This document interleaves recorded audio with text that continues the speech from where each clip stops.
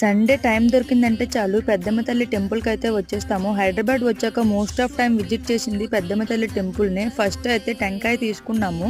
ఇంకా కాళ్ళు కడుక్కొని తలపై నీళ్లు చల్లుకొని లోపలికి వెళ్ళాలి కదా అని ఇక్కడికి వస్తే ఇక్కడ కూడా లోడ్ ఉంది. లోడ్ తగ్గేంత వరకు వెయిట్ చేసి టెంపుల్ ముందు ఫొటోస్ అయితే తీసుకున్నాము.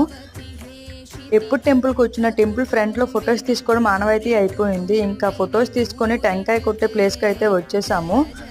నమ్మకంతో అమ్మవారిని కొలవాలే గాని నిత్యం మన వెంటే ఉండి ఎల్లప్పుడూ కాపాడుతూ ఉంటారు. ఇంకా లోపలికైతే వెళ్ళిపోయాము. అమ్మవారి దర్శనం అయితే చాలా ప్రశాంతంగా అయిపోయింది.